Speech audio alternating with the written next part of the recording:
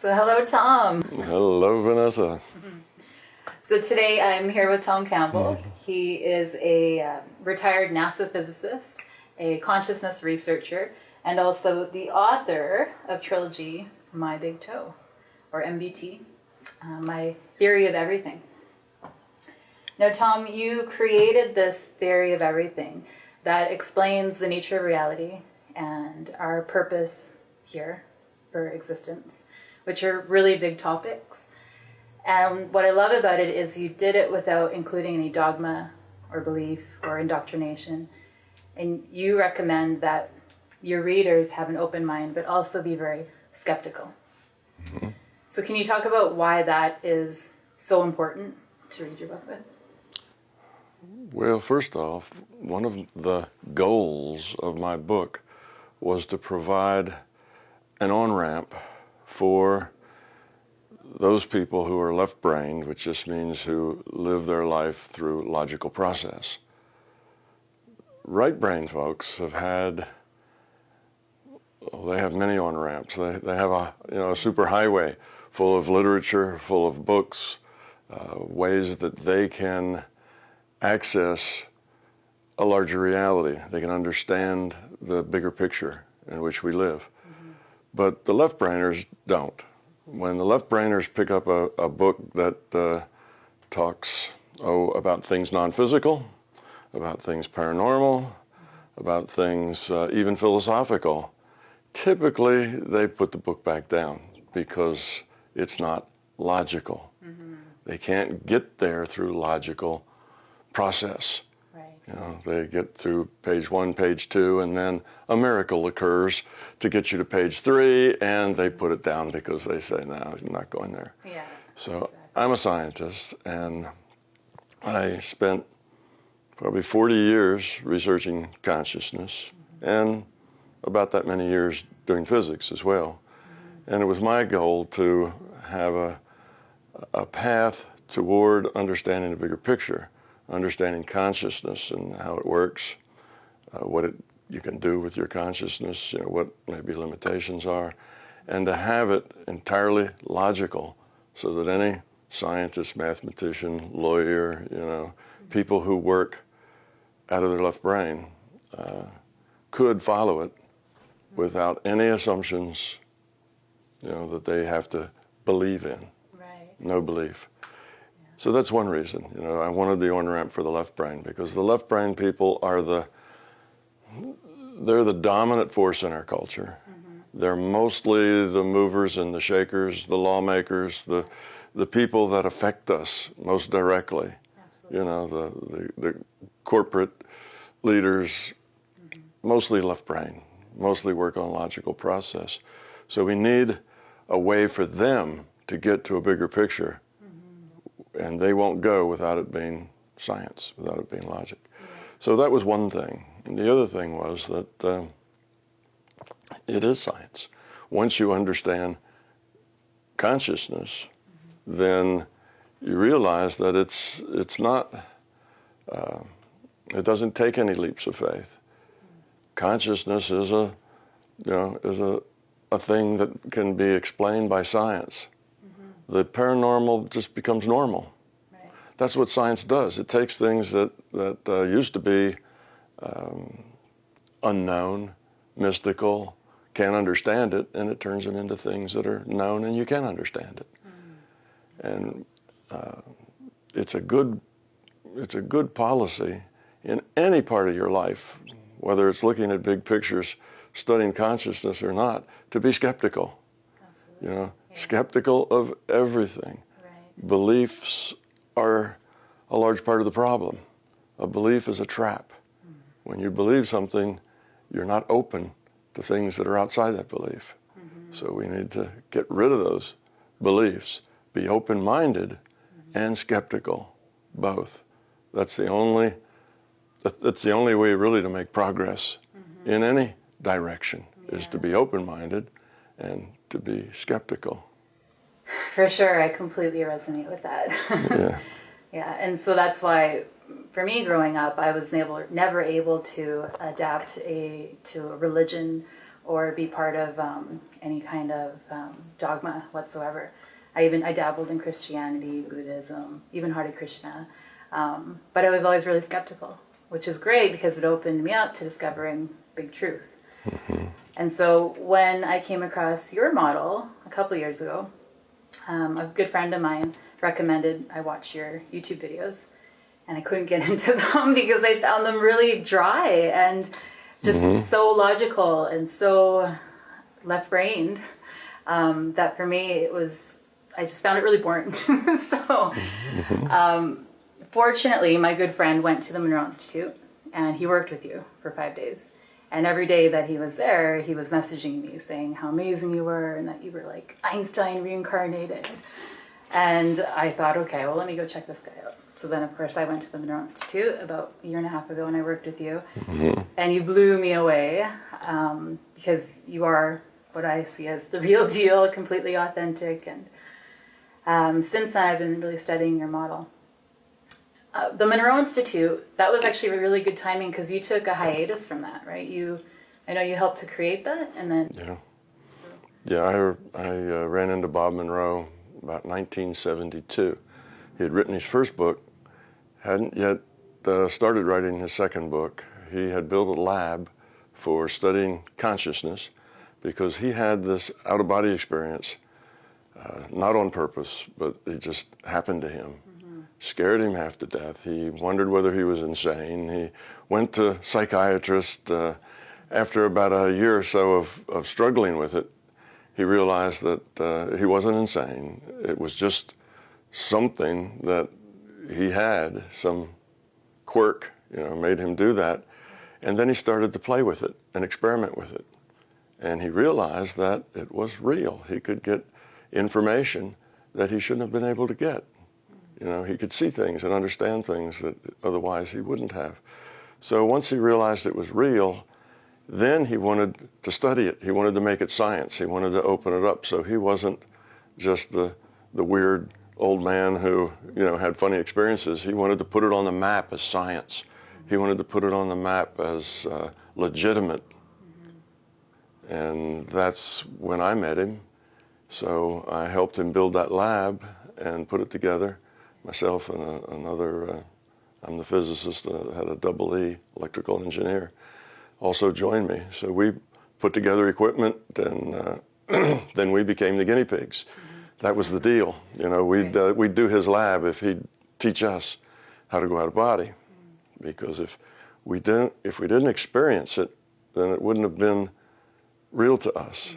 It just would have been about Bob and Bob's experience. And it had to be our experience. So he did, and he taught us how to go out of body whenever we wanted to. It became an easy thing to do. And then I spent, the next 35 years trying to figure out how it all worked, because that's what I do. I'm a physicist, so I want to understand, how does it work? What is it? Why is it? Where did it come from? What can you do with it? Why do the things work the way they do? So then I spent a long time working on that. And the advantage I had is I didn't have to work on it from a perspective of this reality. I did a lot of my research in the non-physical, in an out-of-body state. So there, if you can go back to the same state, in the same place, over and over again, you can start doing good scientific research there. In other words, you can have an experience, do something, create an effect, and then change one variable. Do it again, see what effect that variable had on it, and then change another variable. So it's tedious work, but so is science tedious work. You just change variables and see what happens and where it goes, and we have questions of, how it's working and making sense. So I started constructing a model. And then by 1997, something where mid-1990s, I started writing it down because I realized that as long as it just stays in your head, it's fuzzy. It's like, well, I know what I mean, but I can't quite say it, and it's hard to explain. Well, when you write it down, you have to say it. You have to explain it when you write it down. So I thought writing would bring clarity to where there was fuzz. So I started writing it down, and 5 years later I had a set of books. I didn't actually even start out to write a book. I just was writing it down.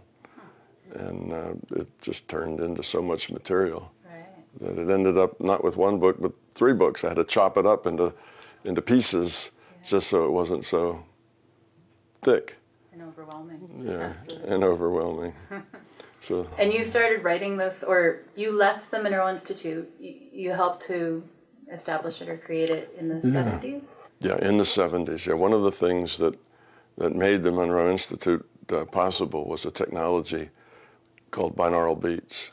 Right. And Dennis and I had found the binaural beats, experimented with them, found that they could be used very effectively, and introduced them to Bob.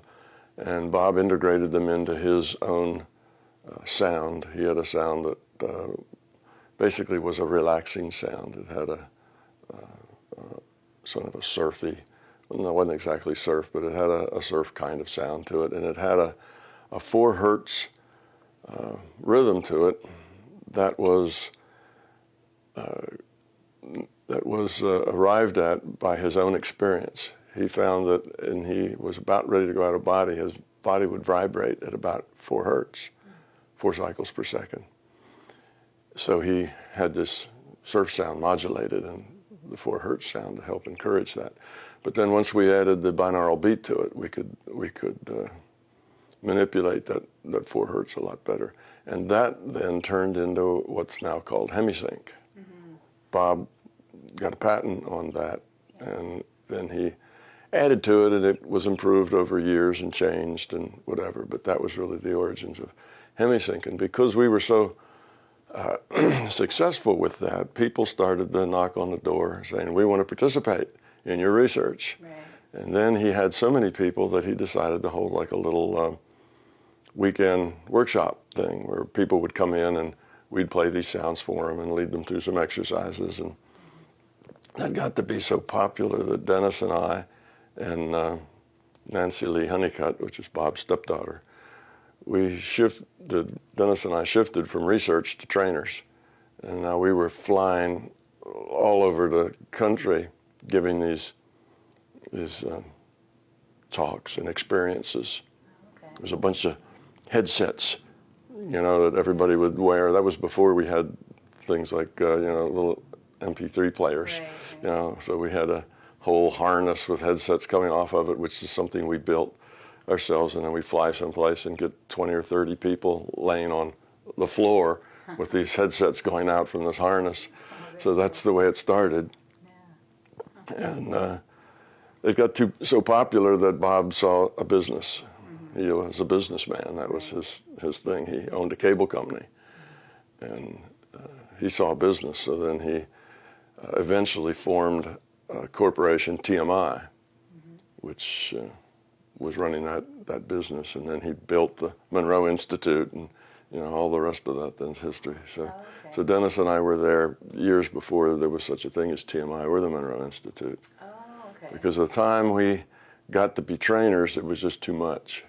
We had young kids, wives, and full-time jobs on top of doing our research, on top of then being trainers, and I think that was more than we could deal with. So we kind of trained other people and then kind of slipped out the back and let others take it on. Oh. That was maybe 75, 77, somewhere in there. And then eventually, I guess another 5 or 10 years later, Bob put me on the board of directors of TMI.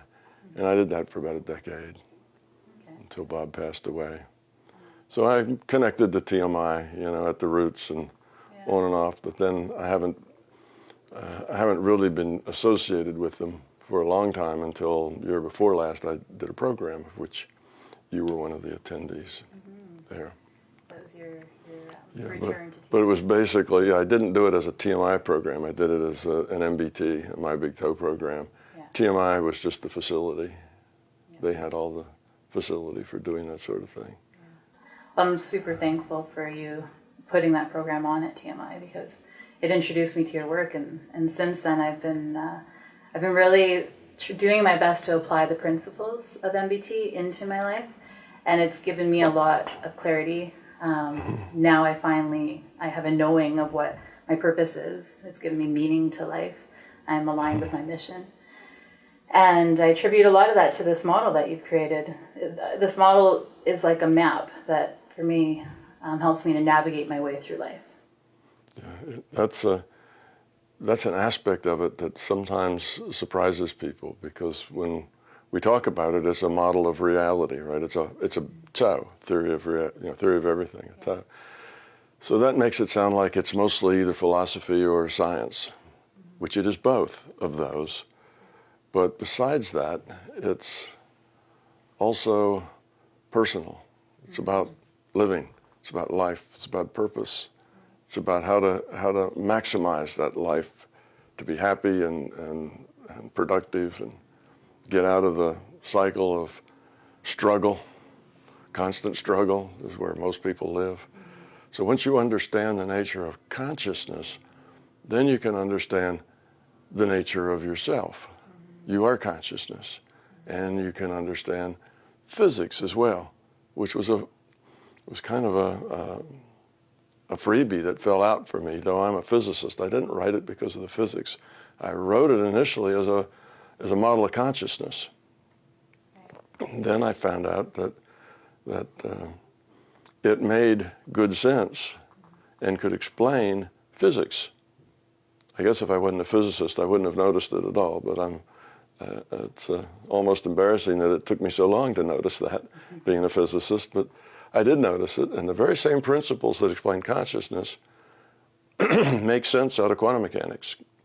You can look at quantum mechanics from a different perspective, from a perspective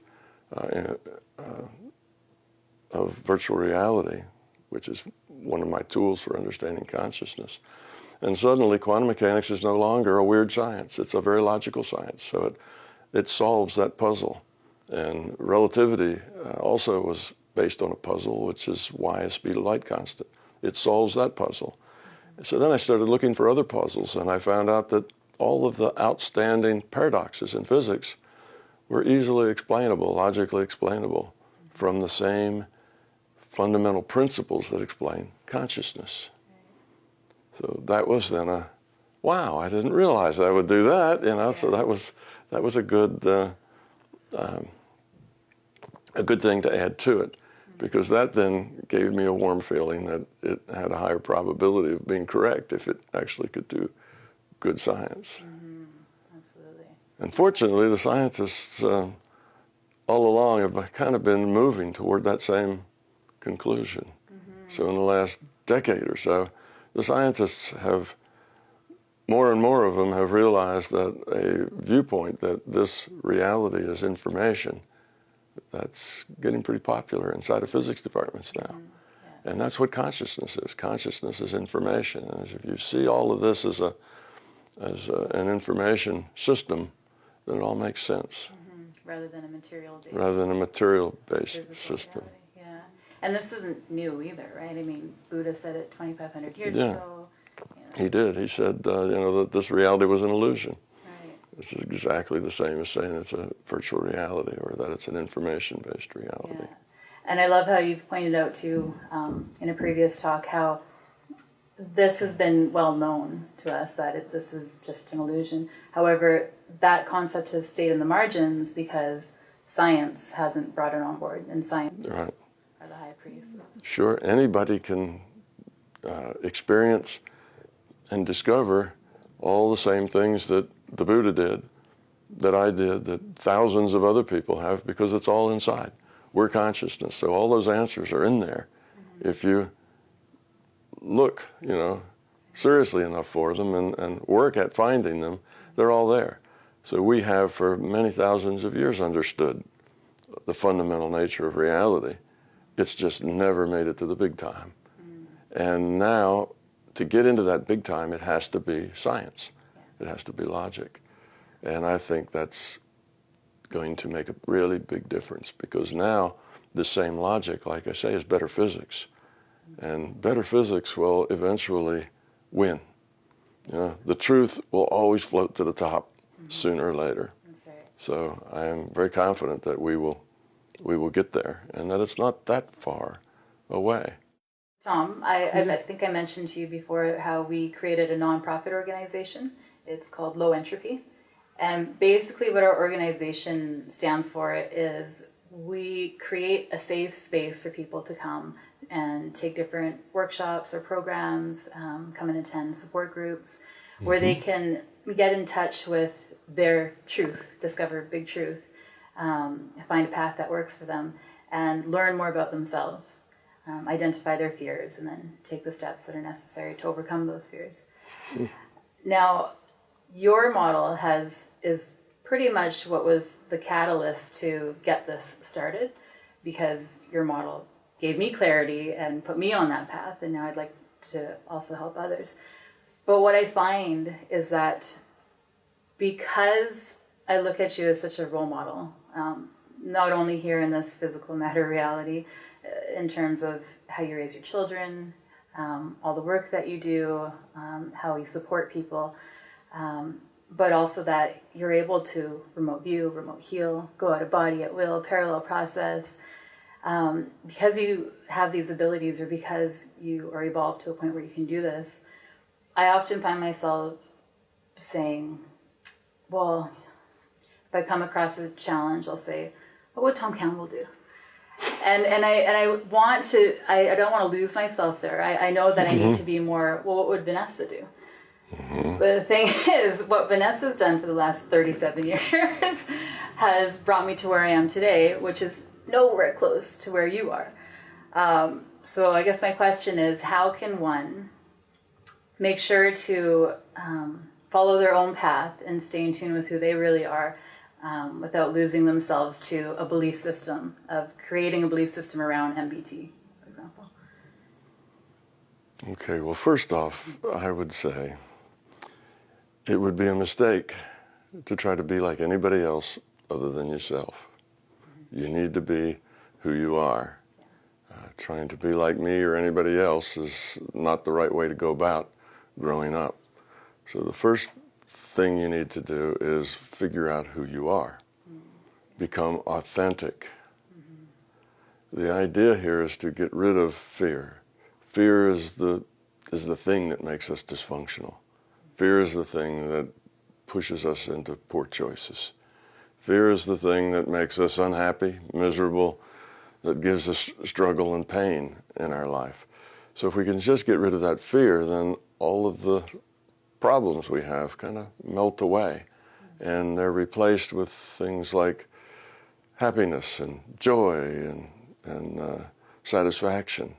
So that's easy to say, get rid of your fear. It's a hard thing to do, but we first start with being authentic, because if you're not authentic, then you can't change yourself, because you don't own yourself. Being authentic means you own yourself. Then you can change it. Being authentic is a difficult thing for a lot of people, particularly kind of my target audience, which tends to be the left-brainers.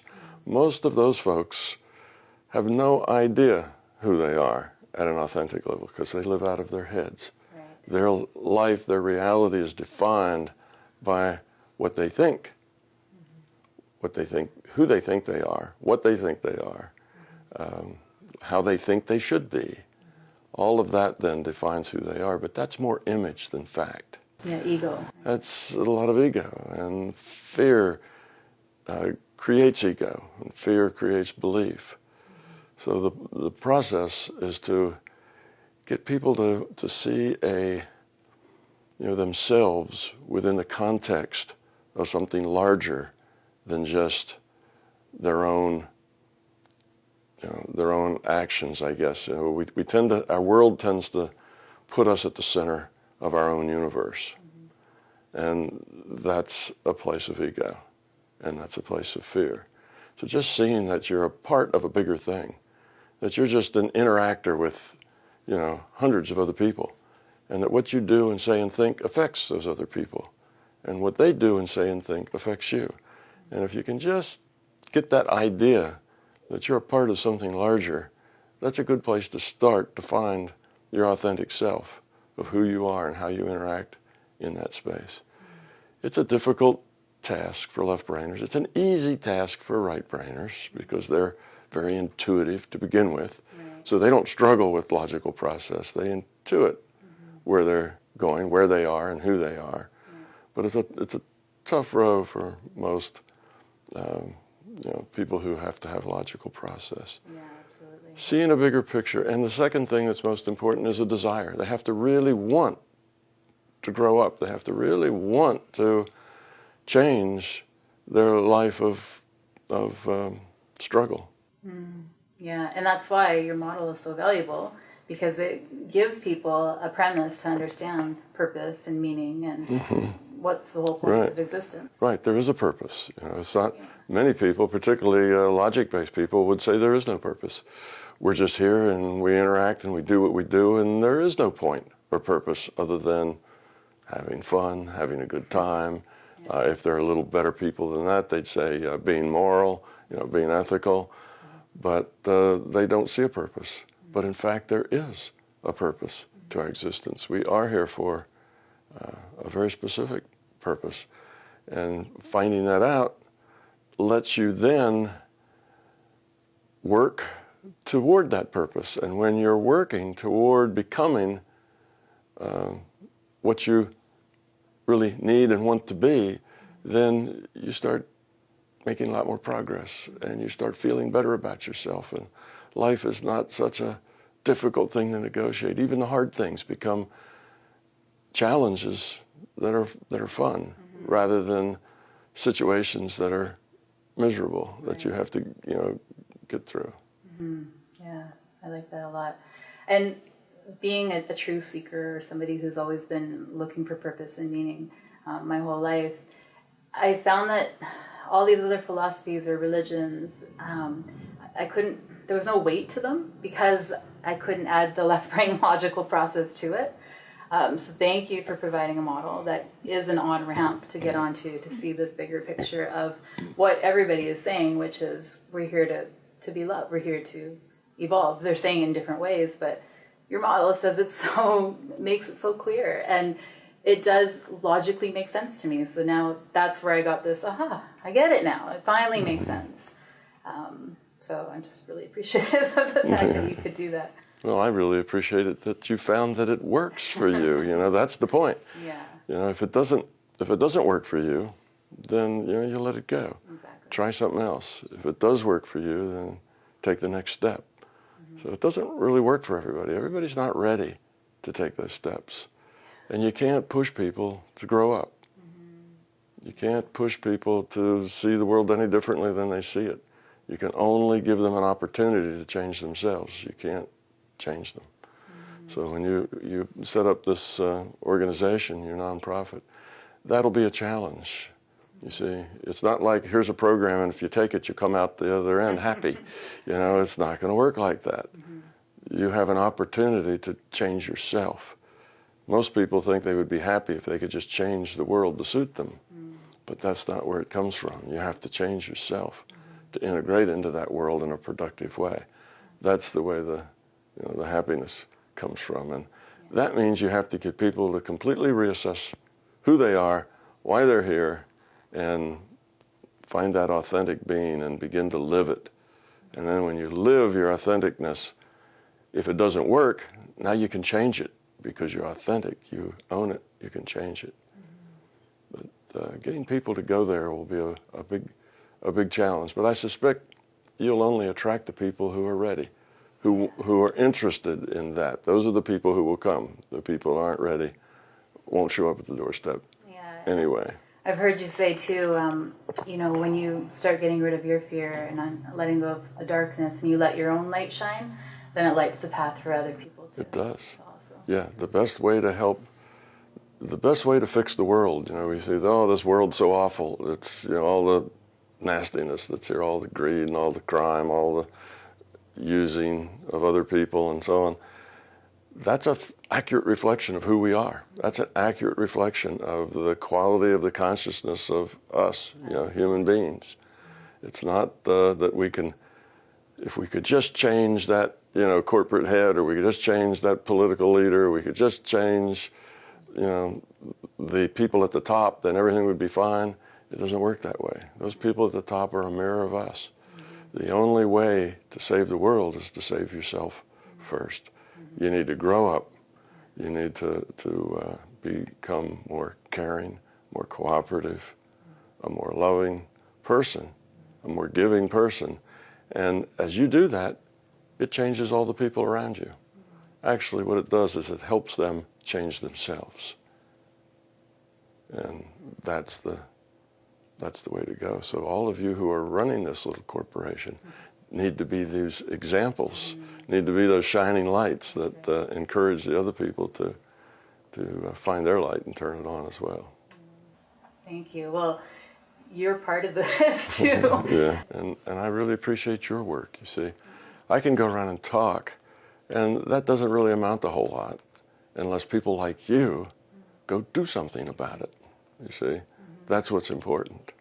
Not my talking is kind of a step one, but it's not going to go anywhere very important unless there's people like you, Vanessa, who say, well, this is working for me. I need to help other people. Let's do something here that's part of the solution rather than part of the problem.